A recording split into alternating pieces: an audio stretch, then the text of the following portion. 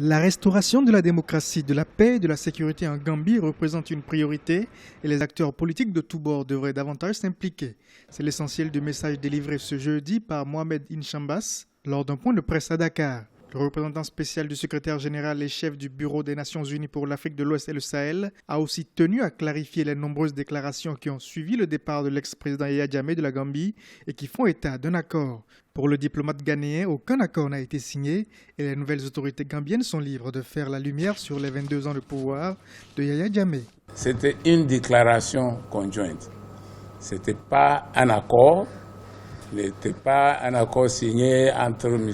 Jammeh et les trois organisations, mais c'était juste un accord, une déclaration politique pour faciliter une solution pacifique de cette crise et fait partie de l'ancien président Jammeh de la Gambie. L'ex-président gambien Yaya Jammeh bénéficie de l'asile politique en Guinée équatoriale. Une information officiellement confirmée mardi par le porte-parole du gouvernement équato-guinéen, Eugenio Nzéobiang.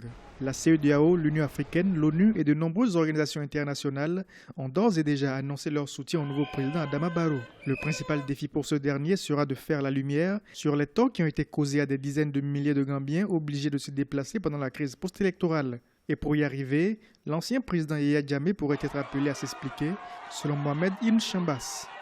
Aucune clause qui dit que l'ancien président est couvert par une entente politique ou bien judiciaire, légale, pour l'impunité. C'est pas possible. En tout cas, pour les Nations Unies, ce que je peux vous dire, que ce document était soumis au siège des Nations Unies à New York et le département d'affaires légales a bien étudié ce document. Vainqueur de l'élection présidentielle du 1er décembre face à Yaya Jammeh, qui avait initialement reconnu sa défaite avant de se raviser le 9 décembre, Adama Barrow a prêté serment le 19 janvier à l'ambassade de Gambie à Dakar. Le nouveau président a déjà annoncé la mise en place d'une commission vérité, justice et réconciliation.